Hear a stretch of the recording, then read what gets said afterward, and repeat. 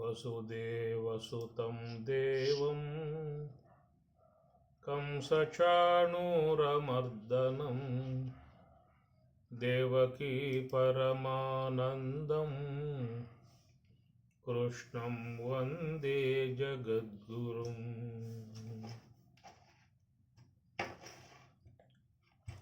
మలనిర్మోచనం పుంసాం జలస్నానం దినే దినే సకృద్గీతాంబజి స్నానం సంసార మలమోచనం సంసార మలమోచనం.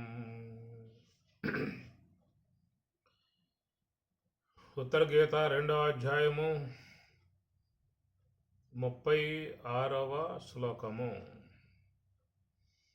అహం బ్రహ్మేతి మాం ధ్యాయేత్ ఏకాగ్రమనసా సకృతు సర్వం తరతి పాప్మానం కల్పకోటి శతైః కృతం.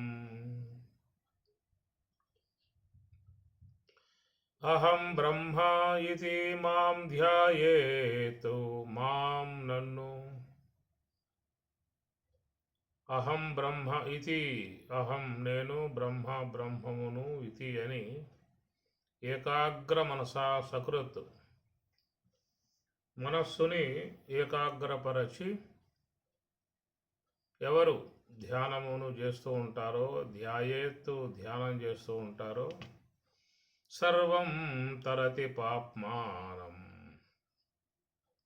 కల్పకోటి శతైః కృతం. కల్పకోటి శతైః 100 కోట్ల కల్పముల పర్యంతం చేసినటువంటి పాపమంతయు కూడా తొలగిపోతుంది. తరతి దాటిపోతూ ఉన్నారు. పరమాత్మ ఇక్కడ ధ్యానానికి ముఖ్యంగా ఒక అంశాన్ని ప్రతిపాదన చేస్తూ ఉన్నారు. ధ్యానం దానికి ఉన్నటువంటి గొప్పతనం ఇది ఇక్కడ మీకు రాబోయే శ్లోకాలలో స్పష్టముగా గోచరిస్తుంది. అహం బ్రహ్మ ఇతి మాం ధ్యాయేత్ మాం నన్ను, అహం బ్రహ్మ నేను బ్రహ్మమును అన్న భావనతో మాం ధ్యాయేత్ నన్ను ధ్యానించాలి అన్నాడు.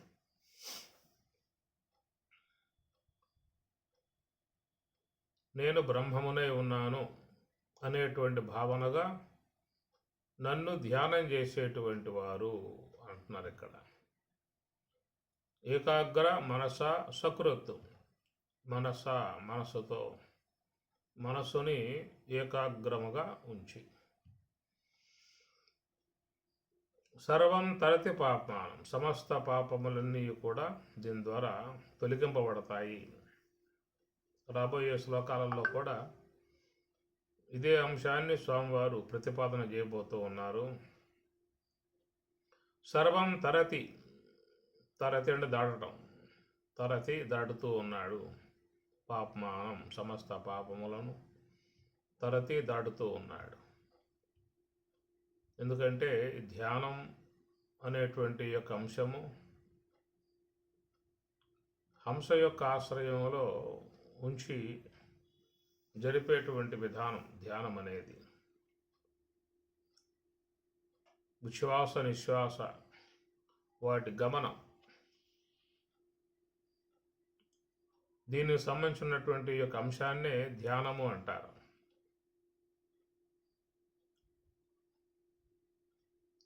ధ్యానం నిర్విషయం మనః స్కందోపనిషత్తు.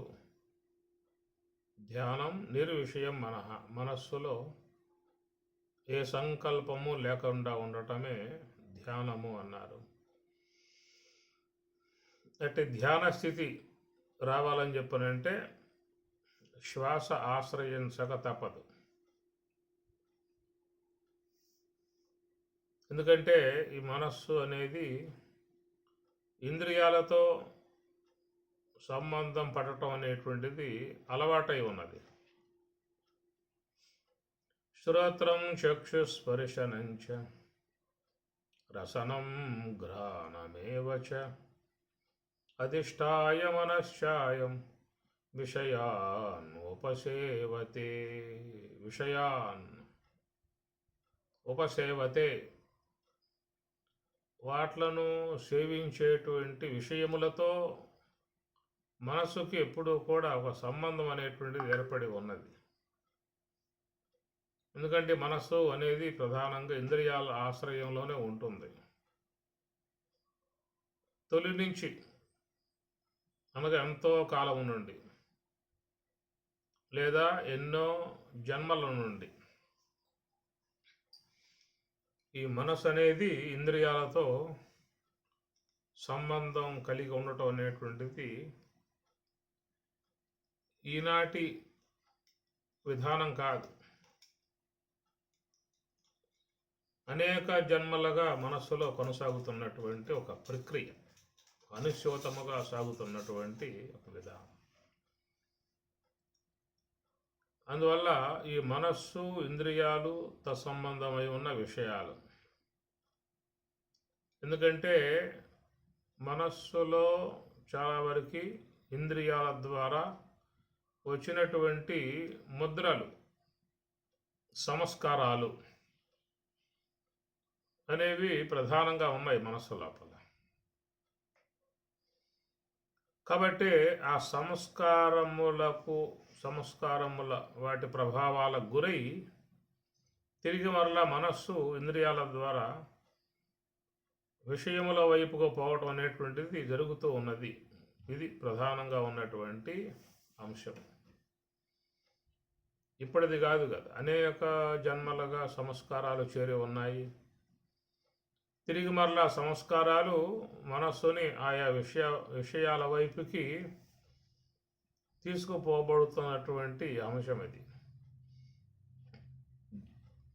అందువల్ల ఈ ధ్యానం అనేటువంటి అంశం ఎక్కడ ఏమాత్రం లేదు.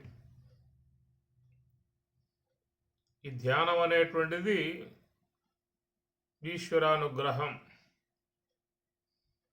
లేదా గురువు యొక్క అనుగ్రహం. ఆ ఈశ్వరుడే గురువు యొక్క రూపంలో వచ్చి కూడా బోధిస్తున్న అంశము. శివుడు గురు రూపమున వచ్చి చెప్పకున్నా నవ్యతర భోగి శ్రీ సదానందయోగి.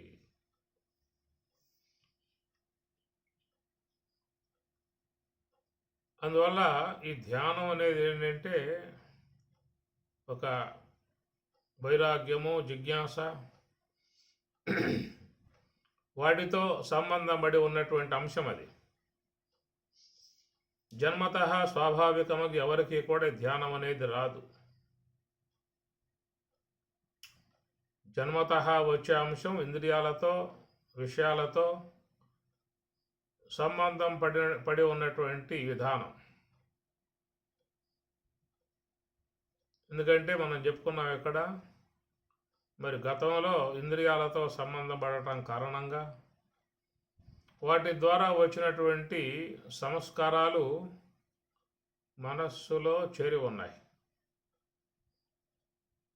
తిరిగి మరలా ఆ సంస్కారాలు ఏం చేస్తున్నాయి అంటే ఆ ఇంద్రియాల ద్వారా మళ్ళా తిరిగి ఆ విషయాల వైపుకే లాక్కుపోబడుతూ ఉంది మనస్సుని. ఈ విధంగా మరి అలవాటు స్వాభావికముగా మారి మనస్సు అనేది ఈ విషయ వ్యవహారముల యందే ఉంటున్నటువంటి పరిస్థితి. ఇక్కడ స్వామివారు ఈ ధ్యానం అనేటువంటి యొక్క అంశాన్ని లేవనెత్తుతూ సర్వం తరతి పాపానం, సమస్త పాపాల నుంచి బయటపడే పరిస్థితి అని చెప్పి అంటూ ఉన్నారు. తరతి అంటే దాటటం, సమస్త పాపరాశి నుండి విముక్తి ఏర్పడుతుంది అన్నాడు. ఎందుకంటే పాపములు అనేటువంటివి సంస్కారాలన్నీ కూడా మనస్సులో చేరి ఉన్న సంస్కారాలు. పాపములు, పుణ్యములు ఈ పుణ్య సంబంధమై ఉన్నటువంటి కార్యాలు చేయటం కంటే ఎక్కువగా దోషములతో చేరి ఉన్నటువంటి కార్యాలే ఎక్కువగా మానవుడు చేస్తూ ఉంటాడు సాధారణంగా. ఏదో రూపకంగా మనస్సులోకి వచ్చి పడతా ఉంది ఈ పాప సముదాయం.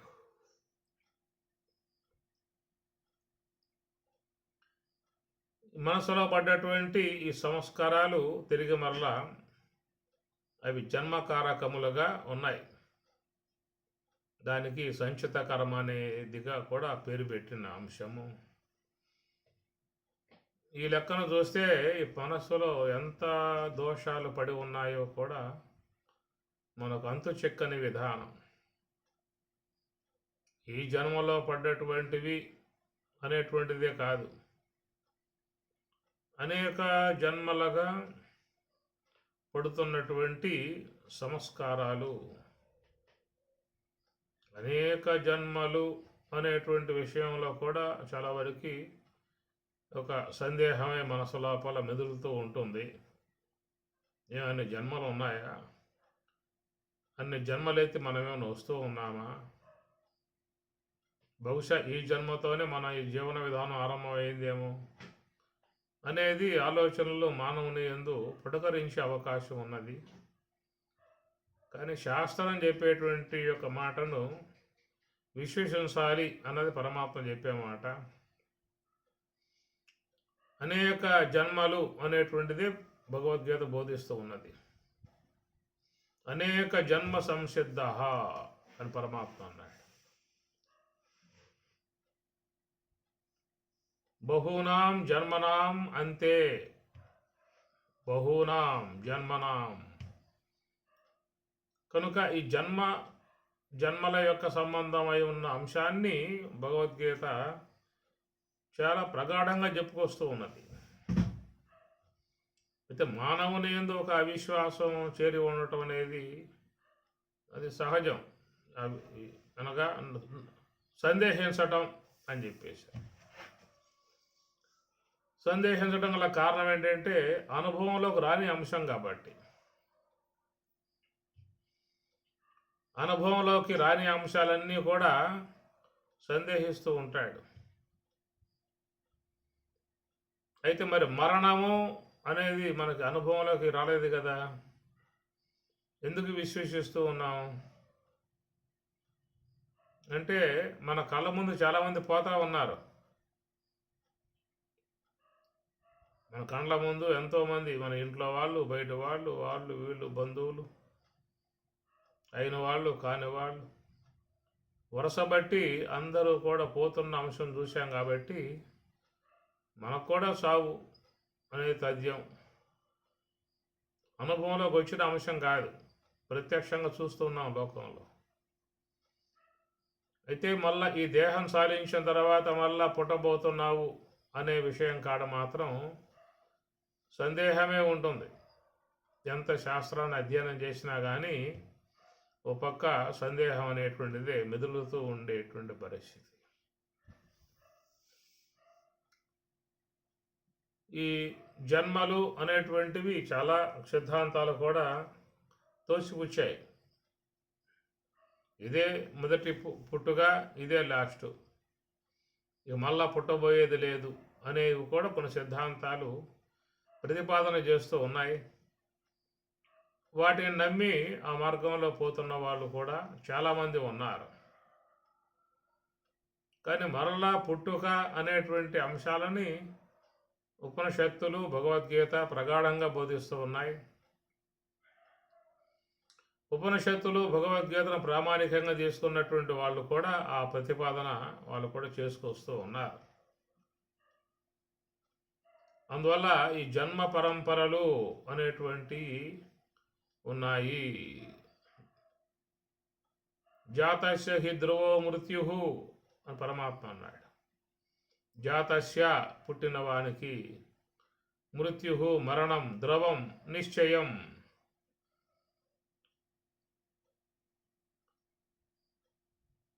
ధ్రువం జన్మ మృతస్య చనిపోయిన తర్వాత మరలా జన్మ రావటం అనేది కూడా అంతే నిశ్చయము అని మనకు ఆ శ్లోకంలో స్వామి చెప్పే మాట.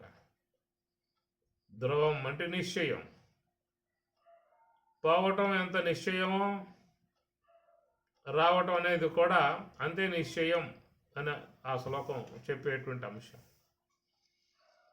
పోవటం అనే విషయంలో ధ్రువం నిశ్చయం అనే మాట దీన్ని అందరూ కూడా ఆమోదించే అంశమే. అంటే పోవటం ఖాయం, దీంట్లో ఎలాంటి సందేహాలు లేవు. ఎందుకంటే నాతోటి ఉన్నటువంటి వాళ్ళు చాలామంది నా కళ్ళ ముందే పోయారు. అయిన వాళ్ళు బంధువులు, గృహంలో ఉన్నటువంటి ముఖ్య సంబంధీకులు కళ్ళ ముందే వాళ్ళు పోతా ఉన్నారు. దాన్ని బట్టి చూస్తే ధ్రువం నిశ్చయం జాతస్య, పుట్టిన ప్రతి ప్రాణికి, పుట్టిన అందరికీ మరణం అనేది ధ్రువం నిశ్చయం. కాబట్టి నేను కూడా ఏదో పూట పోవాల్సిందే అనేటువంటిది ఎవరికి వారుగా మనసులో నిశ్చయమై ఉన్న అంశం. మృతస్య జన్మ, చనిపోయినటువంటి యొక్క వానికి మళ్ళా జన్మ అనేది ఈ విషయంలో కూడా ధ్రువం అని పరమాత్మ అంటూ ఉన్నాడు. నిశ్చయం అన్నాడు. అయితే నిశ్చయం అనేటువంటి మాట ఈశ్వరుడు తనకున్నటువంటి పరిధి, తనకున్నటువంటి సృష్టి యొక్క క్రమం, తాను చేస్తున్నటువంటి యొక్క పరిణామ విధానాలు పూర్ణముగా ఈశ్వరునికి అవగాహనలో ఉన్న అంశం కాబట్టి ఆయన ధ్రువం అనే మాట నిశ్చయముగా చెప్తూ ఉన్నాడు. అయితే అంత ధ్రువం అనేటువంటి యొక్క అంశము లోకంలో మానవులకు ఉండదు. ఏదో శాస్త్రం విషయంలో ఒక మమ్మిక అనేది కలిగి ఉన్న ఒక్కొక్క సందర్భంలో ఎక్కడ రాబోతాంలే అబ్బా, ఎంతమంది పోలా, ఎవడొచ్చాడు లోకంలో చెప్పింది. కాబట్టి పోవటం అనేది పోవటం అవుతుంది, మళ్ళీ రావటం అనేది ఏముంటుందిలే అనేది కూడా సందేశించే అవకాశాలు అక్కడ ఉంటాయి. కానీ ఈశ్వరుడు మాత్రం ధ్రువం అనే పదం చెప్పేశాడు. మృతస్య, చనిపోయినటువంటి వాడికి జన్మ ధ్రువం, అంతే నిశ్చయం. పోవటం ఎంత నిశ్చయమై ఉన్నదో రావటం కూడా అంతే నిశ్చయమై ఉన్నది అనే మాట అన్నాడు. ఈ విషయం మీద తన యొక్క సంబంధమై ఉన్న అంశము కూడా స్వామివారు ప్రతిపాదన చేస్తూ బహూనాం జన్మనాం అంతే జ్ఞానవాన్ మాం ప్రపద్యతే, బహూని మే వ్యతీతాని జన్మాని తవచార్జున, బహూని జన్మాని వ్యతీతాని తవ మే. ఇక్కడ స్వామివారు కూడా తనను కూడా దాంట్లో కలుపుకొని చెప్పుకొస్తున్న అంశము. తవ నీకు, మే నాకు, బహూని జన్మాని అనేక జన్మలు వ్యతీతాని గడిచాయి అంటూ ఉన్నాడు.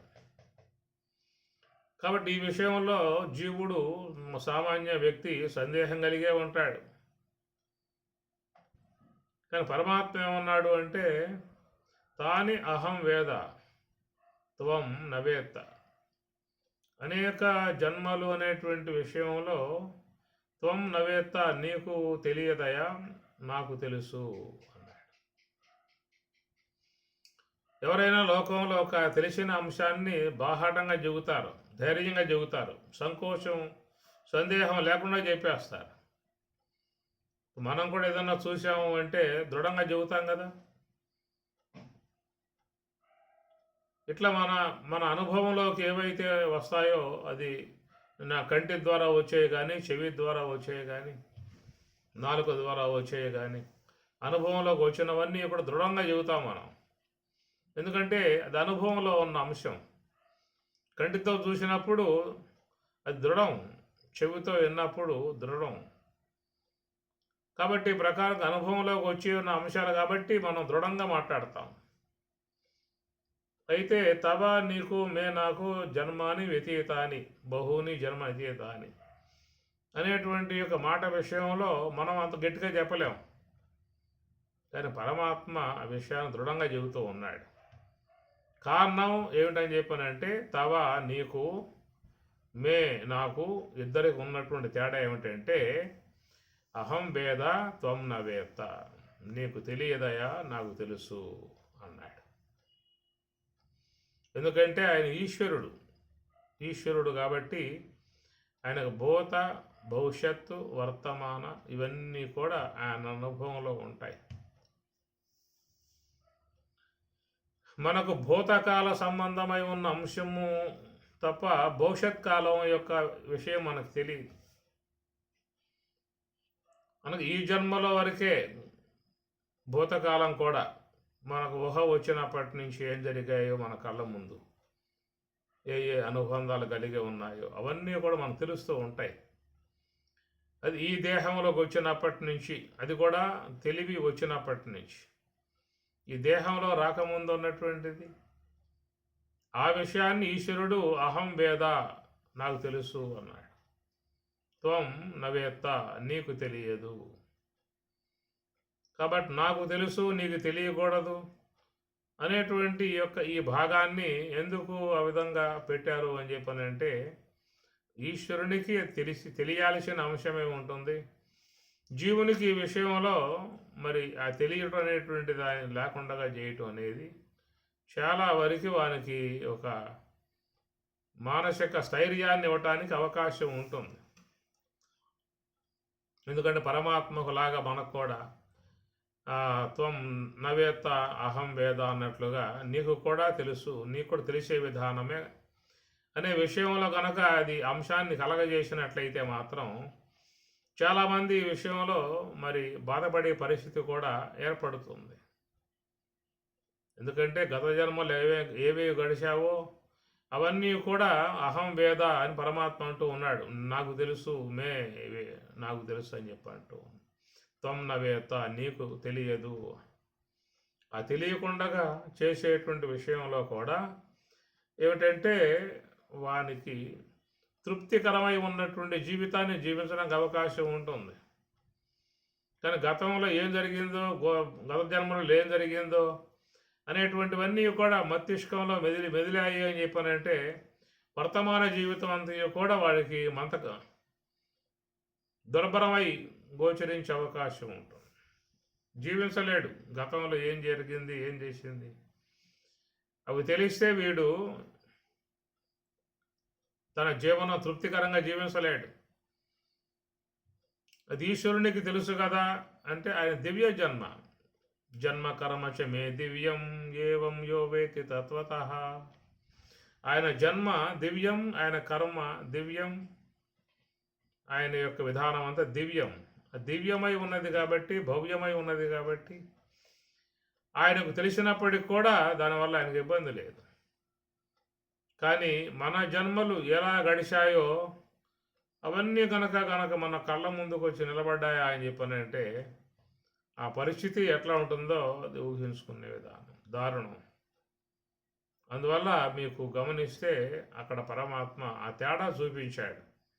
నీకు నాకు అనేక జన్మలు గడిచాయా, అలాంటి ఆ విషయాలలో నీకు ఎలాంటి అవగాహన అనేది లేదు, నాకు మాత్రం అవగాహన ఉన్నది అనే విషయాల్లో కూడా మరి అక్కడ సారస్వతం స్వామివారు తనకు తెలిసిన అంశముగా తాను చెబుతూ ఉన్నాడు. జీవులకు వాళ్ళకేమి తెలియదనే అంశాన్ని ఆయన బోధిస్తూ ఉన్నాడు. కాబట్టి దీన్ని బట్టి చూస్తే బహుని జన్మాని వ్యతీతాని తవ మే, నీకు నాకు. కాబట్టి ఈ విషయంలో మనకు సందేహమే ఉంటుంది. ఆయన నిర్ధారితంగా చెప్పుకొస్తూ ఉన్నాడు. సందేహం ఉండటం కారణం ఏంటంటే అవిద్యాబద్ధులమై ఉన్నాం, అజ్ఞానాభరణం అనేది ఉన్నది. ఈ జన్మ వరకు గతం జ్ఞాపకం వచ్చే అంశమే తప్ప గత దేహాలలో ఉన్న అనుభవాలు జ్ఞాపకం వచ్చే విధానాలు ఆయన గారు మరుగు చేసేసాడు. ఆ జ్ఞాపకాలు మరుగు చేసినా కానీ తత్సంబంధమైన సంస్కారాలు మనస్సులో చేరి ఉన్నాయి.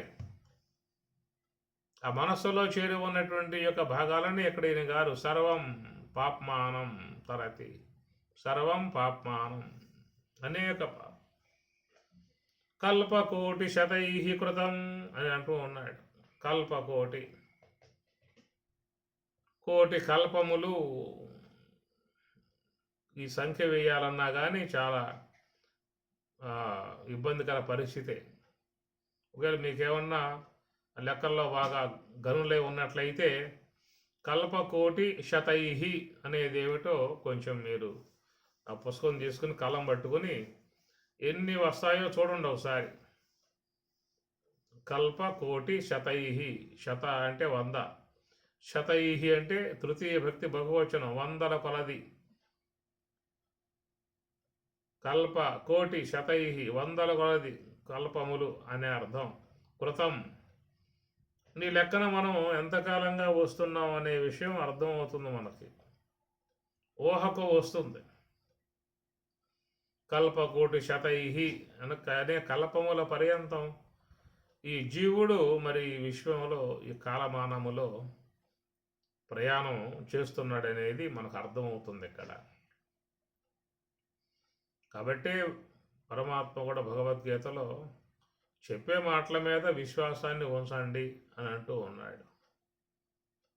అజ్ఞశ్చ శ్రద్ధదానశ్చ సంశయాత్మ వినశ్యతి.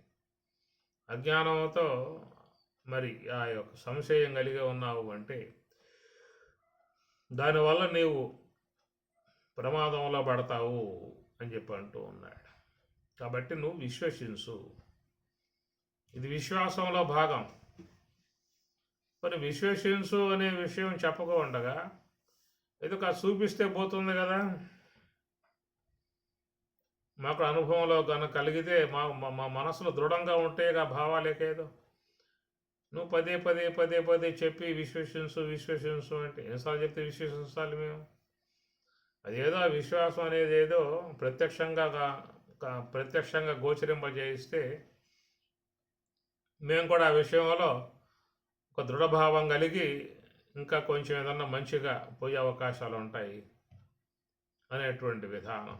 మానవునికి ఎప్పుడు కూడా ఇదే భావం ఉంటుంది, నాకు చూపించు, నాకు అనుభవంలోకి తెచ్చి తీసుకురా, అప్పుడే నేను నమ్ముతాను అనేటువంటిది. కానీ భగవంతుడు అన్ని అనుభవాలు ఇవ్వడు.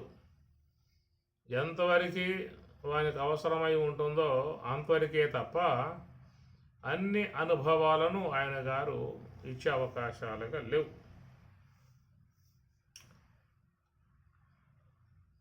అందుచేత అవి పరోక్షముగా ఉన్నటువంటివన్నీ కూడా శాస్త్రం అని కన్నుధర చూసుకోవాల్సిందే. సర్వస్వ లోచనం శాస్త్రం అన్నాడు. అంటే మన ఇంద్రియాలకు గోచరించేటువంటి పరిధిలో మనం జీవిస్తూ ఉన్నాము. ఆ ఇంద్రియాలకు గోచరించేటువంటి వాట్లను మనం చేజెక్కించుకుంటున్నాము, మన సన్నిధిలో పెట్టుకుంటూ ఉన్నాము, వాటిని వినియోగించుకుంటూ వ్యవహరిస్తూ ఉన్నాం. కానీ మన ఇంద్రియాలకు అందకుండా ఉన్నటువంటి అంశాలు ఉన్నాయి. ఇంద్రియాలకు అందకుండా ఉన్నటువంటివి చాలా ఉన్నాయి అంశాలు.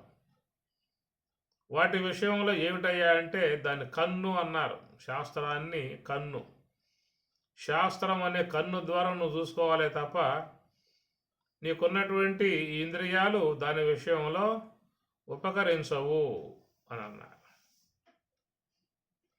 కాబట్టి ప్రకారంగా మరి ఈ శాస్త్రం అనేటువంటిది సర్వేశ్వరుడు ప్రసాదించిన అంశము. దీన్ని శబ్ద ప్రమాణము అన్నారు.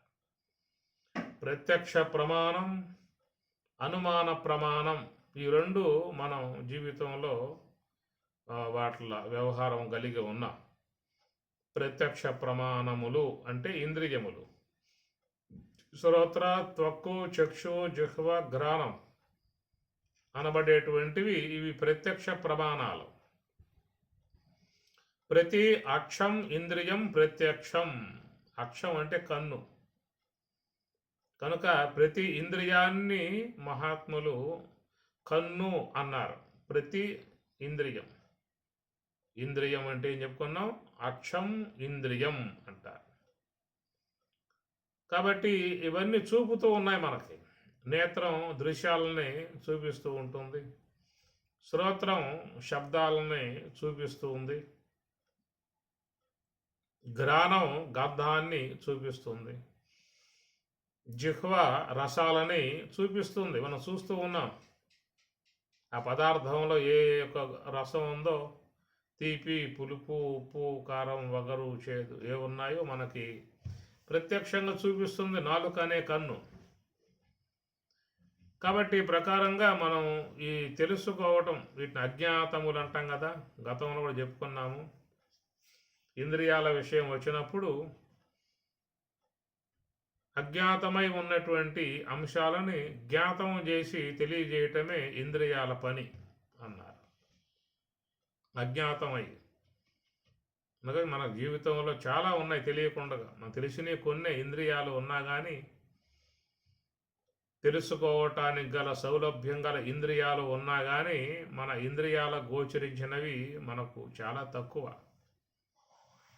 ఇంకా ఎన్నో ఉన్నాయి, ఇంద్రియాల చేత తెలుసుకోవాల్సినవి ఎన్నో ఉన్నాయి. అరణ్యాలలో ఉన్నాయి, సముద్ర గర్భాలలో ఉన్నాయి, వినువీధి ఆకాశంలో ఉన్నాయి, ఎన్నో ఉన్నాయి. కాబట్టి ప్రకారంగా ఇంద్రియాలు తమ పరిధిలో ఉన్నటువంటి వాటి వరకు మాత్రమే చూపించగలిగే అవకాశం ఉంటుంది. అది ప్రత్యక్ష ప్రమాణం అనే మాట వాడారు. రెండవది అనుమాన ప్రమాణము అని చెప్పి అన్నారు. అనగా ప్రత్యక్ష ఇంద్రియాలకు తెలియబడకుండా ఉన్న అంశముల మీద ఈ మనస్సు అనేది ఊహించి అదై ఉండును కదా అంటుంది. అనగా దూరముగా ఒక పొగ కనబడతా ఉన్నది. ఆ పొగ అనేది ఇంద్రియాన్ని గోచరిస్తూ ఉన్నది. అయితే ఆ పొగ అనేది ఎందుకు వస్తున్నది, దేని కారణంగా వస్తున్నది అనే ఊహ చేసి మనస్సు ఊహిస్తుంది. అక్కడ ఏదో గడ్డి కాలుతా ఉందని, కట్టెలు కాలుతా ఉన్నాయి అని. అక్కడ అగ్ని ఉండటం వల్ల అగ్ని కారణంగా కార్యమై ఉన్న పొగ ఈ ప్రకారంగా వస్తుంది. ఇది మనస్సుతో ఊహించేటువంటి యొక్క అంశం. ఇదంతా కూడా అనుమాన ప్రమాణము అంటారు. మన జీవితంలో ఇంద్రియాలను ఎంత ప్రామాణికంగా వాడుకుంటూ ఉన్నామో, ప్రత్యక్ష ప్రమాణాలను వాడుకుంటూ ఉన్నామో, అంతే స్థాయిలో లేదా అంతకంటే ఇంకా ఎక్కువ స్థాయిలో అనుమాన ప్రమాణాన్ని ఎక్కువగా వాడుకుంటూ ఉన్నాం. ప్రతిదాన్ని మనం అనుమానిస్తాం. వీడు నమ్మకస్తుడేనా, ఇతను నమ్మవచ్చా,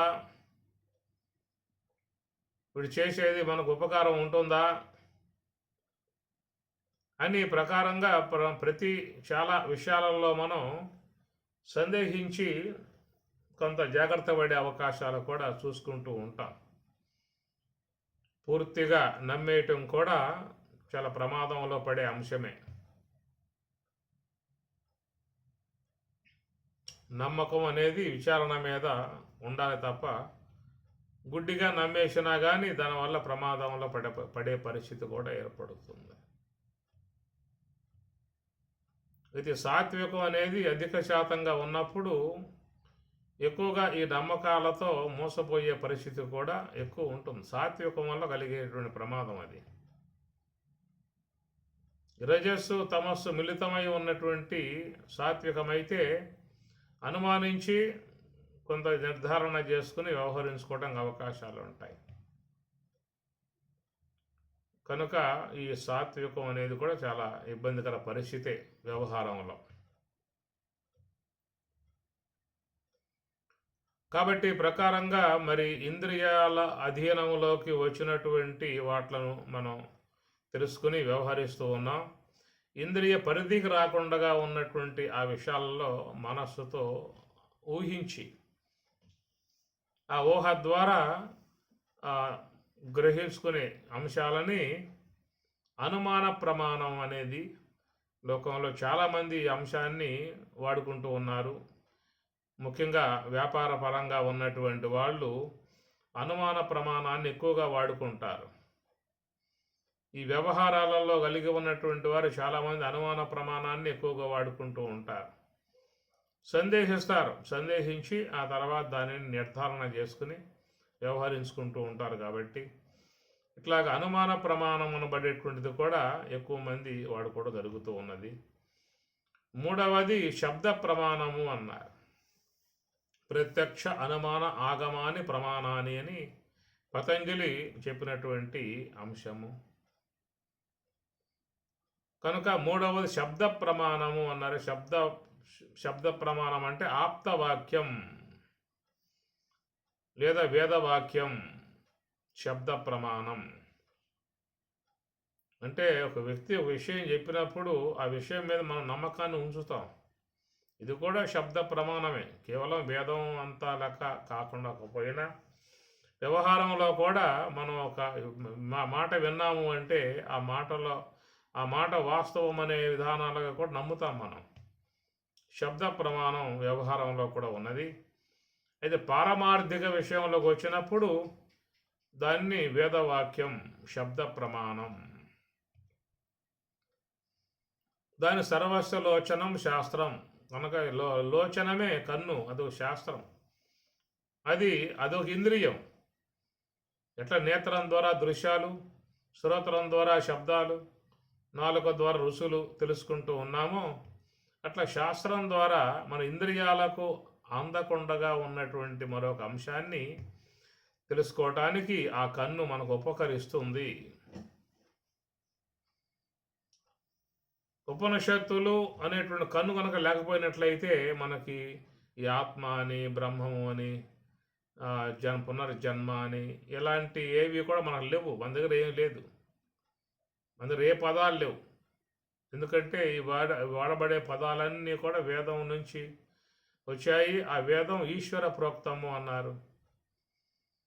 కాబట్టి ప్రకారంగా మన ఇంద్రియాలకు అందకుండగా మరి విశ్వాంతరాలలో ఉన్నటువంటి అంశాలను ఎలికితీసి మనకు పరోక్ష జ్ఞానంగా కలగజేసే విధానముగా ఉన్నవన్నీ కూడా శబ్ద ప్రమాణము. అయితే శబ్ద ప్రమాణం అనే విషయం వచ్చినప్పుడు ప్రధానంగా భగవద్గీత, ఉపనిషత్తులు, బ్రహ్మసూత్రములు అనేటువంటి 3 చెప్పుకొచ్చారు. ఈ శబ్దము అనే విషయం చూసినట్లయితే ఇంకా చాలా అంశాలతో చేరి ఉన్న గ్రంథాలు ఉన్నాయి. తర్వాత కాలంలో వచ్చినటువంటి ఏవైతే మత సంబంధమై ఉన్న అంశాలు ఉన్నాయో అవి కూడా శబ్ద ప్రమాణమే. ఖురాన్ షరీఫ్ అది కూడా శబ్ద ప్రమాణంగా వాళ్ళు తీసుకుంటూ ఉన్నారు. అట్లనే బైబుల్ దాన్ని శబ్ద ప్రమాణంగా వాళ్ళు తీసుకుంటూ ఉన్నారు. ఈ ప్రకారంగా ఏ సాంప్రదాయాలు అయితే ఉన్నాయో వాళ్ళకు సంబంధించినటువంటి శబ్దాలని ప్రామాణికంగా తీసుకుంటూ ఉన్నారు. అనేక సాంప్రదాయాలు ఉన్నాయి. సంస్కృతి సాంప్రదాయం అన్నారు. కాబట్టి వాళ్ళ యొక్క మాటలు వాళ్ళ పరిధిలో అవి సాగుతూ ఉంటాయి. ఒకరికి మరొకరికి సంబంధాలు ఉండవు. అట్లా మనం లోకంలో ఉన్నటువంటి చాలా సాంప్రదాయాలు మీరు గమనించండి. వీళ్ళు చెప్పేది వాళ్ళు చెప్పరు, వాళ్ళు చెప్పేది వీళ్ళు చెప్పరు. అట్లా జైనం ఉందనుకోండి, వాళ్ళు చెప్పే పదాలు వేరు. బౌద్ధం వాళ్ళు చెప్పే పదాలు వేరు. శాక్తేయం వాళ్ళు చెప్పే విధానాలు వేరు. క్రైస్తవం వాళ్ళు చెప్పే విధానాలు వేరు. ఇస్లామిక్ వాళ్ళు చెప్పే పదాలు ఇవన్నీ కూడా శబ్ద సంబంధమైన అంశాల్లో చేరతాయి. కానీ ఎవరి యొక్క శబ్దాలను విశ్వసిస్తారో వాళ్ళు ఆ మార్గాలని అవలంబిస్తూ ఉన్నారు. అట్లా అనుసరించేటువంటి విధానాల నుంచి మనకి లోకంలో ఈ మత సంబంధమై ఉన్నటువంటి అంశాలు గోచరిస్తూ ఉన్నాయి. తర్వాత కాలంలో కూడా చాలామంది కొత్త కొత్త పదజాలాలని తీసుకొచ్చి అవి గ్రంథస్థం చేసి ప్రింట్ వేసి ఒక ప్రచార మాధ్యమంగా పెట్టుకొని వాళ్ళు తీసుకుపోతూ ఉన్న పరిస్థితి. ఇటీవల కాలంలో అనేకమైనటువంటి సిద్ధాంతాలు కూడా సంతరించుకుని అవి కూడా గ్రంథాలని రచించుకుని వాళ్ళ యొక్క మార్గాన్ని వాళ్ళ సూచించిన మార్గాన్ని బోధించే విధానంగా వస్తూ ఉంటే ఆ మార్గంలో ఎంతోమంది కలిసి ప్రయాణం చేస్తున్న పరిస్థితి కూడా ఏర్పడుతూ ఉన్నది. వందలు, వేలు, లక్షల్లో కూడా ఈనాడు ఉన్నారు. జైన మతం కానీ, సిక్కు మతం కానీ, బౌద్ధ మతం కానీ, ఇలాంటి క్రైస్తవం అని చెప్పని, మరి ఈనాడు బ్రహ్మకుమారి అని చెప్పని. కనుక ఎవరికి ఉండేటువంటి పదజాలం వాళ్ళకున్నది, ఎవరికి ఉండే గ్రంథాలు వాళ్ళకున్నాయి, ఎవరికి ఉండేటువంటి విశ్వాసాలు వాళ్ళకున్నాయి, ఎవరు చేసే బోధలు వాళ్ళు చేసుకునే విధానంగా ఉన్నది.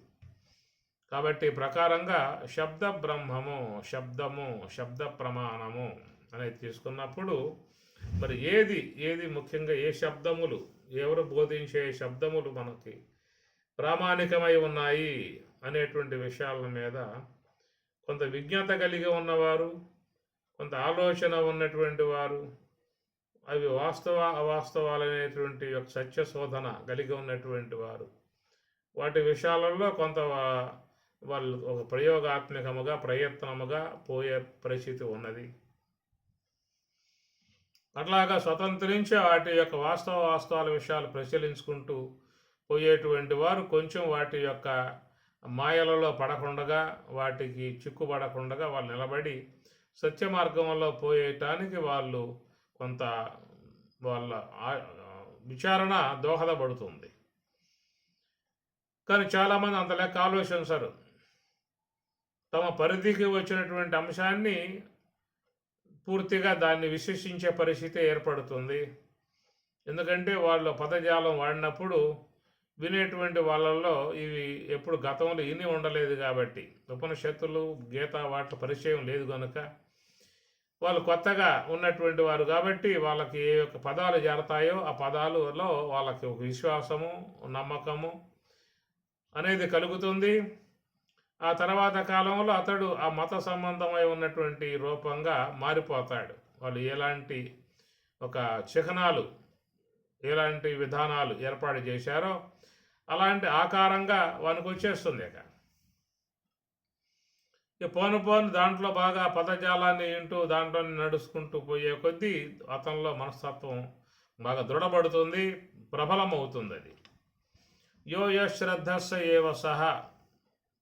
కనుక వాళ్ళు ఏ యొక్క శ్రద్ధను వహిస్తారో ఆ శ్రద్ధావంతులుగానే వాళ్ళు అయిపోయే పరిస్థితి ఏర్పడుతుంది. ఆ విధముగా వాళ్ళు చాలా కాలం పాటు పదాలు విని, ఆ యొక్క చెప్పే శబ్దాలు విని మనసంతా ఆ విధంగా తయారైపోయిన తర్వాత ఇక వాళ్ళు అట్లాగే దాంట్లోనే ఉండిపోవటమే తప్ప దానికంటే భిన్నముగా ఆలోచన చేయగలిగే శక్తి వాళ్ళకి ఉండదేక. దాన్ని కూరుకుపోతారు. దాని నుంచి బయటపడాలని చెప్పాలంటే కూడా అంత తేలికైనటువంటిది కాదు. కాబట్టి వాళ్ళ ఆ విధంగా దాంట్లో ఆ స్వాభావికముగా వాళ్ళ ప్రవృత్తి వచ్చేస్తుంది. ఒక ఇస్లామిక్ వ్యక్తిని పట్టుకొని అయ్యా నువ్వు పోతున్న మార్గం తప్పురా అని చెప్పి అనండి, అది పట్టుకు బాగుతాడు. అట్లా క్రైస్తవ విధానంగా పోయేటువంటి యొక్క వాళ్ళని పట్టుకొని నువ్వు పోతున్న మార్గం తప్పు అని చెప్పి అన్నావు అనుకో, వాళ్ళు పట్టుకు బాగుతారు. ఇలాగా అవే కాదు, ఇక్కడ ఎన్నో ఉన్నాయి. ఇప్పుడు వైష్ణవంలో పోతూ ఉన్నారు. వాళ్ళ పదజాలము, వాళ్ళ సంబంధమై ఉన్నటువంటి భావజాలాల్లో వాళ్ళు అట్లాగా నిమగ్నమైపోయారు. వాళ్ళని బయటికి లాగాలంటే సాధ్యమయ్యే పని కాదు, లాగలేరు. ఎందుకంటే వాళ్ళకి తెలియకుండానే వాళ్ళ మనస్సు దాంట్లో అట్లాగా కూరుకుపోతుంది. ఈ ప్రకారంగా చూస్తే ఏది పడ్డా కూడా అట్లాగా మరి యో శ్రద్ధస్స ఏవ సహా. వాడు ఏ శ్రద్ధ వహిస్తాడో అది ఆ శ్రద్ధా స్వరూపమే వాడైపోతున్న పరిస్థితి. వాడిని బయటకు లాగాలంటే అంత తేలికైన పని కాదు. వాడు చాలా తిరుగుబాటు చేస్తాడు, యుద్ధం చేస్తాడు, కొట్లాటకు వస్తాడు, అనేకం ఉంటాయి. అందువల్ల మనిషి దాంట్లో ప్రవేశించేటప్పుడే సరైనటువంటి యొక్క మార్గంగా అతడు ప్రవేశించి ఉన్నట్లయితే అలాంటి ఆ విధానమే ఆయనలో బలపడుతుంది, గట్టిపడుతుంది.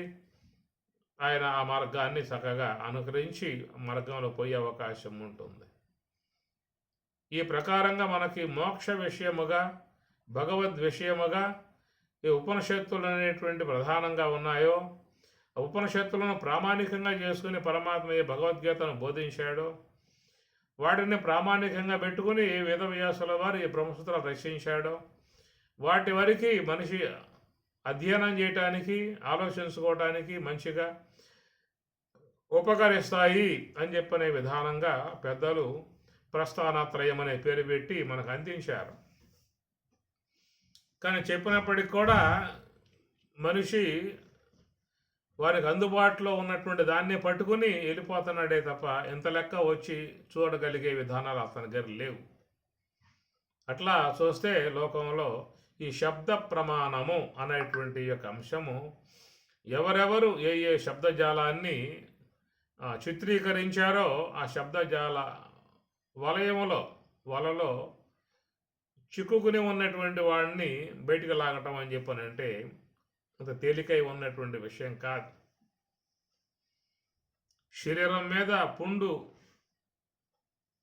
అది పొక్కు కట్టినప్పుడు ఆ పొక్కు లాగితే ఎంత అది మహాపుండు అవుతుందో ఆ ప్రకారంగా ఒక్క దాంట్లో నిమగ్నమై దాన్నే పూర్తిగా విశ్వసించి దాని యొక్క స్వరూపమే అయిపోయినటువంటి వాడు అట్లా ఇక పోవటమే తప్ప ఇక వాడిని బయటకు లాగి పడేయటం అంటే తేలికైనటువంటి విషయం కాదు. పరమాత్మ కూడా గీతలో నబుద్ధి భేదం జనయేత్ అజ్ఞానం కర్మసంజ్ఞనాం, వాడు అజ్ఞానంలో ఉన్నాడు, కర్మసంగులై ఉన్నారు కాబట్టి వానికి ఒక్కసారిగా బుద్ధి భేదాన్ని పుట్టించమాక అని అన్నాడు. బుద్ధి భేదాన్ని పుట్టించావంటే నీకు ప్రమాదం వచ్చి పడుతుంది. ఊరుకోడు వాడు, ఏమాత్రం వాళ్ళది నువ్వు చేస్తుంది తప్పురా అన్నా, నువ్వు వినేటువంటి విషయాలన్నీ కూడా అపమార్గాల అన్నా, అవాస్తవాలని చెప్పనన్నా వాడు చాలా ఆవేశపడతాడు, కోపానికి వస్తాడు, కొట్లాటకు వస్తాడు. కాబట్టి వాని ముందు ఏం మాట్లాడే అవకాశాలు ఉండవు. నువ్వు పోతున్న మార్గం కరెక్ట్రా, నువ్వు వినేటువంటివన్నీ కూడా కరెక్టు, నువ్వు చేసేవన్నీ వాస్తవం అని అన్నాడు అంటే కొంచెం వాడు బతికి బయటపడతాడు. లేకపోతే వాడికి ఉన్నది ఆ పూట. ఇట్లాగా మరి ఈ శబ్ద ప్రమాణము మన ప్రత్యక్ష ప్రమాణం అంటే చెప్పుకున్నాం. ప్రత్యక్ష ప్రమాణాల కాడ పెద్ద సమస్యలు ఉండవు. ఎందుకంటే నువ్వు చూసేది నేను చూసేది రెండు ఒకే విధానం గోచరిస్తాయి. ఆడ రాయి ఉంటే రాయి గోచరిస్తుంది, చెట్టు ఉంటే చెట్టు గోచరిస్తుంది, పుట్ట ఉంటే పుట్ట గోచరిస్తుంది, మనిషి ఉంటే మనిషి గోచరిస్తాడు. కాబట్టి నీకు ప్రత్యక్షంగా నీ కంటికి నా కంటికి గోచరించే అంశాలు కాబట్టి ఇక్కడ ఏం పెద్ద సమస్యలు ఉండవు. వినేటువంటి శబ్దాలు కూడా నీకేవి వినపడుతుంది, నాకు అవి వినపడతా ఉన్నాయి. తినే పదార్థాలలో నీకేది గోచరిస్తుందో తీపి నాకు అదే గోచరిస్తుంది. ఇట్లా ప్రత్యక్షంగా గోచరించే విధానాలలో ఎక్కువగా మనిషి ఈ భేదం పెంచుకునే అవకాశాలు ఉండవు. కానీ అనుమాన ప్రమాణం కాడ మాత్రం కొంతవరకు వ్యక్తి తటస్థ వ్యవహారం వహించే అవకాశం ఉన్నది. ఎందుకంటే అనుమానాల కాడ మానసిక సంబంధమై ఉన్న ఊహాజాలం, ఈ మానసిక సంబంధమై ఉన్న ఊహాజాలం కాబట్టి అది అక్కడ కొంతవరకు విభేదాలు కలిగే అవకాశాలు ఉన్నాయి. కనుక వాడు నమ్మింది ఇతడు విభేదిస్తాడు. అట్లాగా ఈ అనుమాన ప్రమాణం అనబడేటువంటి కాడ కొంత వ్యవహారం అస్తవ్యస్తంగా భేదభావాలు కలిగే అవకాశం ఉన్నది. ఇక మూడవది శబ్ద ప్రమాణానికి వచ్చినప్పుడు మరి ఇక్కడ చెప్పుకున్న మన శబ్దం అనేటువంటిది ఎవరెవరు ఏ ఏ సిద్ధాంతపరంగా శబ్దాలను సృష్టించారో ఆ సృష్టింపబడ్డటువంటి ఆ శబ్దజాలాలలో ఎవరు దాన్ని విశ్వసించే వాళ్ళే ఉన్నారో వాళ్ళు దాంట్లో నిమగ్నమై పూర్తిగా ఆ స్వరూపమే గలవారై అట్లా వెళ్ళిపోతూ ఉన్నారు. అందువల్ల ఈ శబ్ద ప్రమాణం కాడ కూడా చాలామంది మరి అపమార్గంలో పడిపోతున్న పరిస్థితులు కలుగుతూ ఉన్నాయి. పూర్వకాలంలో చిన్నతనంలోనే చక్కగా ఆశ్రమాలలో వానికి ఉపనయన సంస్కారం చేసి గాయత్రి మహామంత్రోపదేశం చేసి వానికి ఒక చక్కటి అవగాహన అప్పుడే ఇచ్చేసేవాళ్ళు. ఉపనిషత్ సమ్మతమై ఉన్నటువంటి యొక్క అంశాన్ని, వాళ్ళకి జ్ఞానపరమై ఉన్న అంశాన్ని అప్పుడే ఇచ్చేయడం కారణంగా తర్వాత కాలంలో వాడు ఇతరులు బోధించేటువంటి ఆ బోధనలకు అతడు అంత గురై ప్రమాదంలో పడే పరిస్థితి ఉండేది కాదు. ఎందుకంటే ముందుగానే చిన్నతనంలోనే శాస్త్ర సంబంధమై ఉన్న అవగాహన ఆశ్రమం ద్వారా పొందాడు, మహాత్ముల ద్వారా పొందాడు కాబట్టి ఈ ప్రమాదంలో పడే పరిస్థితి రాదు. ఈ విషయం మీరు గమనించినట్లయితే భాగవతం సప్తమ స్కందంలో మనం పోయినట్లయితే మరి చండామార్కులు బోధిస్తున్నటువంటి ఆ బోధనలన్నీ కూడా ఆడ ఉన్నటువంటి పిల్లకాయలు వాళ్ళు అవన్నీ వాస్తవములు, అవన్నీ సత్యములు, అవన్నీ యథార్థములు అన్నటువంటి భావనతో ఉన్నారు. ఎందుకంటే వాళ్ళకి రెండో అంశం పూర్వం ఇని ఉండలేదు. ప్రప్రథమంగా ఆ అంశాన్ని వాళ్ళు వింటున్నారు కాబట్టి దాని పట్ల వాళ్ళకి ఒక వాస్తవం అనే జ్ఞానమే కలుగుతుందే తప్ప సందేహించే అవకాశం లేదు. కానీ ఆ యొక్క విషయంలో ప్రహ్లాదుడు సందేహించాడు. ఇది అవాస్తవము, అభూత కల్పన, ఇవన్నీ కూడా వాస్తవములు కావు అనేటువంటివి ఆయన గమనించగలిగాడు. కారణం ఏంటంటే దానికంటే ముందే అంశాన్ని ఆయన గ్రహించి ఉన్నాడు.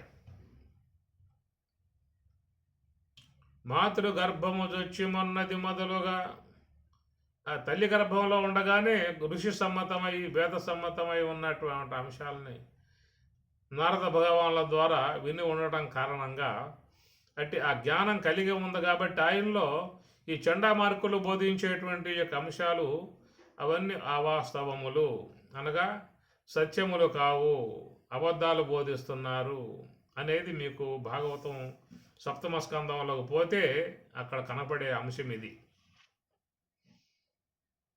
తర్వాత కాలంలో ఆయన సహించలేక తిరుగుబాటు చేస్తాడు. ఎందుకంటే పిల్లకాయలు వాళ్ళు వింటా ఉన్నారు, అవి విన్నటువంటి విధానంలో వాళ్ళకి వాస్తవం అనే భావన కలుగుతూ ఉన్నది. ఎందుకు రెండో అంశం వాళ్ళు గ్రహించలేరే. కాబట్టి ప్రకారంగా వీళ్ళు తొలి నుంచి ఆశ్రమంలోకి వచ్చినప్పటి నుంచి అవే వింటున్నారు కాబట్టి అవే వాస్తవం అనే భావన వాళ్ళకు ఉంటుంది. కాబట్టి ప్రహ్లాదుడు దానికంటే ముందే ఒక అంశాన్ని అధ్యయనం చేసి అనుభవరూపకంగా తెచ్చుకున్నాడు కాబట్టి ఆయన అవన్నీ కూడా అవాస్తవములురా, అవన్నీ అబద్ధములు, వాటి వల్ల ఏమో జీవితానికి ఉపయోగపడవు, అవి భవసాగరంలో ముంచుతాయే తప్ప అవి మనం తరింపజేసేవి కావు అని చెప్పిన విధానంగా ఈ కొద్ది కాలం పాటు ఆయన కూడా కొంచెం ఓర్పుగా విన్నాడు. ప్రహ్లాదుడు వాళ్ళు చెప్పేవన్నీ కూడా అంటే ఎమ్మటే రియాక్ట్ కాలేదు, ఎమ్మటే ఆయనలో ఒక ఉద్వేగం కలగలేదు. కొద్ది కాలం విన్నాడు. ఎంతకాలంగా చూసినా అవి వాళ్ళ దగ్గర వచ్చే అంశాలు కేవలం అభూత కల్పన సంబంధమై ఉన్న అంశాలే తప్ప వాస్తవంగా ఆయనకు గోచరించలేదు. కాబట్టి ఆయనకు ఏం చేశాడు చివరికంటే తిరుగుబాటు స్థాయిలోకి వచ్చేసాడు. ఎంత తిరుగుబాటు అని చెప్పనంటే తెండెల్ల పుస్తకంబులు ఇండాచార్యునకు ఏకతమున రెండు విశేషము చెప్పేదా పొండొల్లని వారు కర్మ పుంజము పాలై. తెండెల్ల పుస్తకంబులు ఇండు ఆచార్యునకు, అయ్యా మీ వద్ద ఏవైతే ఉన్నాయో పుస్తకాలు అవన్నీ కూడా వాళ్ళకి అప్పచెప్పేయండి, మనకు అవసరం లేదు. కాబట్టి మీకు నేను వాస్తవాన్ని బోధిస్తాను, సత్యాన్ని బోధిస్తాను, నా వద్దకు రండి. పొండొల్లని వారు కర్మ పుంజము పాలై, ఎవరైతే నేను చెప్పే మాటల మీద విశ్వాసం లేకుండా పోతుందో వాళ్ళు పోండి, మీ కర్మ అనే విధానంగా అంటాడు. ఇంకా కూడా ఆయన ఊరుకోల, ఇంకా కొంచెం స్వరం పెంచాడు. గురుడు క్రూరుడు దుశ్శీలత నర్ధకల్పనలు చేసేటి గ్రాహ్యము కాదు, శాస్త్రమేమేలిరింగించదన్ వినిన మీకు నిరంతర భద్రమయ్యేడిన్. గురుడు క్రూరుడు, ఎందుకంటే ఆయనకున్న అనుభవం, ఆయన పోతున్నటువంటి మార్గం, తను గ్రహించిన సత్యం, అవి ఎంతగా ప్రగాఢంగా ఆయనలో ఉందో గమనించవచ్చు ఈ పదాలను బట్టి చూసినట్లయితే. అందువల్ల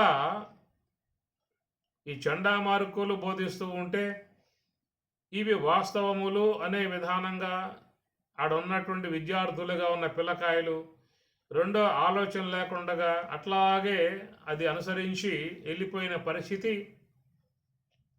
ఈనాడు సమాజంలో ఎంతమంది అలాగా పోతున్నారో గమనించుకోవాలి.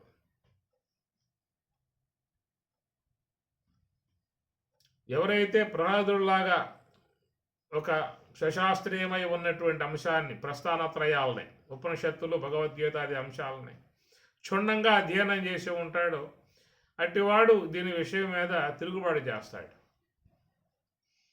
ఈ ప్రకారంగా శబ్ద ప్రమాణం, శబ్దమును ప్రమాణంగా తీసుకుని ప్రయాణం చేసేటువంటి విధానము. దీని విషయాన్ని గురించి మన ఉపనిషత్తులు కూడా కొంత హెచ్చరిక చేశాయి.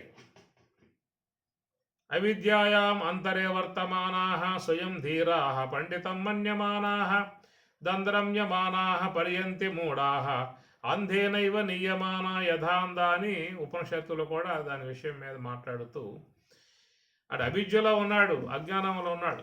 చండా మార్కులు ఎట్లయితే ఉండి పిల్లలకు బోధించారో అట్లా లోకంలో చాలామంది అవిద్యాయాం అంతర్యవర్తమానా స్వయం ధీరా పండితం మన్యమానా అని వాళ్ళ స్వయం ధీరులుగా ఉన్నట్లుగా మేము పండితులముగా మాకు తెలుసు అనే విషయముగా మాకు ఇతర శాస్త్ర పరిచయం ఇతర శాస్త్రాల సంబంధం అవసరం అని చెప్పన్నట్లుగా మరి ఆ విధంగా నడుస్తూ ఉన్నటువంటి వాళ్ళు అనుసరించి చండా మార్కుల యొక్క మార్గంలో పిల్లకాలిపోయినట్లుగా ఎంతమంది ఈ చూచేటువంటి సిద్ధాంతాలు అనుసరించి పోతున్నారో అది ఎవరికి వారుగా గమనించుకోవాల్సిన అంశము. మనలో ఎంతమంది ఉన్నారు ప్రహ్లాదుడిలాగా వాస్తవాన్ని చూసి ఇవన్నీ కూడా అవాస్తవములనే విధానంగా యథార్థ విధానాన్ని, ఎందుకంటే ఆయన నారద భగవానుల వారి యొక్క ద్వారా పరమసత్యాన్ని విన్నాడు కాబట్టి ఆయన దాన్ని గుర్తించగలిగాడు. అట్లా మనలో ఒకవేళ ఉపనిషత్ సమ్మతమై ఉన్నటువంటి జ్ఞానం, భగవద్గీత యొక్క సున్నమై ఉన్న జ్ఞానం ఉన్నట్లయితే ఇతరులు చెప్పేటువంటి విషయాలలో అవాస్తవాలను చూసి కొంతవరకు మనం బయటపడే అవకాశాలు ఉంటాయి.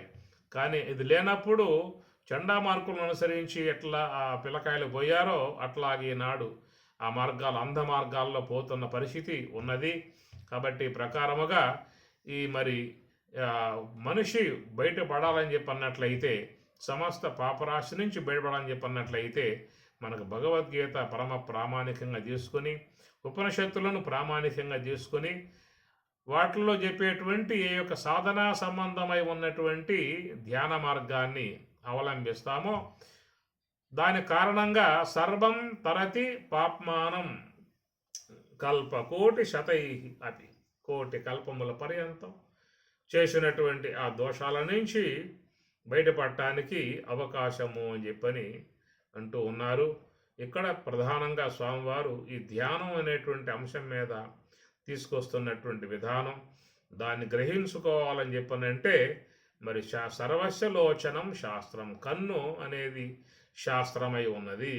ఇతర ప్రత్యక్ష ప్రమాణాలుగా 5 ఇంద్రియాలు, అనుమాన ప్రమాణ విధానంలో ఒక మనసు యొక్క సంబంధమై ఉన్న ఊహ, పారమార్థిక విషయంలో మనకున్నటువంటి శబ్ద ప్రమాణము అన్నారు. ఆ శబ్దం అనేటువంటిది మనం వాస్తవ శబ్దాన్ని గ్రహించుకోకపోయాము అంటే అపశబ్దములు ఎమ్మటే పడిపోతే వచ్చే ప్రమాదాలను గురించి మనకు శాస్త్రాలు బోధిస్తూ ఉన్నటువంటి విధానం.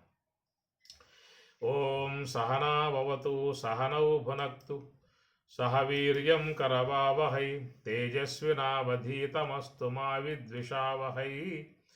ఓం శాంతి శాంతి శాంతి.